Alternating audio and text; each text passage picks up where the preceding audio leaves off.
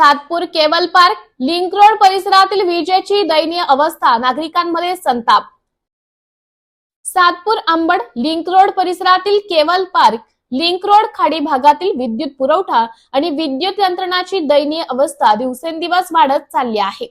परिसरातील लोमकलेल्या वीजतारा, वाकलेले विद्युत खांब, वेलींनी ग्रासलेले ट्रान्सफॉर्मर आणि उघड्यावर पडलेले मिनी पिलर यामुळे मोठ्या दुर्घटनेची शक्यता निर्माण झाली आहे।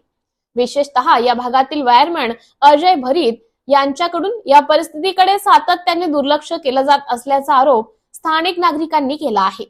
नागरिकांनी वारंवार तक्रारी करूनही महाराष्ट्र राज्य वीज वितरण कंपनीच्या अधिकाऱ्यांनी कोणतीही ठोस कारवाई केली नाही। परिसरातील वायरमॅन अजय भरीत हे केवळ नवीन कनेक्शन देणे आणि केबल टाकण्याची कामे आर्थिक फायद्यासाठी करतात, असा आरोप स्थानिकांनी केला आहे। तसेच नागरिकांकडून आलेल्या तक्रारींवर उद्धट भाषेत उत्तर देण्याची त्यांची सवय असल्याची चर्चा सुरू आहे। लिंक रोड खाडी परिसरातील मोठ्या प्रमाणात भंगार गोदामे आहेत, त्यामुळे वीज पुरवठ्याशी संबंधित भोंगळ कारभारामुळे मोठ्या दुर्घटनांचे प्रमाण वाढण्याची शक्यता आहे। याआधी या भागात आगीचे प्रकार अनेक घडले आहेत। विद्युत उपकरणाची देखभाल करणे हे वायरमॅनचे कर्तव्य असताना अजय भरीत यांनी दुर्लक्ष केल्यामुळे परिसरातील नागरिक संतप्त झाले आहेत।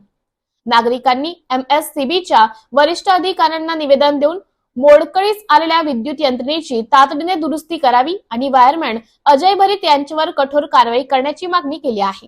या विषयावर सामाजिक कार्यकर्ते विनोद घरटे यांनी तीव्र शब्दात निषेध नोंदवत संबंधित अधिकाऱ्यांना तात्काळ पावले उचलावीत, अन्यथा तीव्र आंदोलन छेडण्याचा इशारा दिला आहे।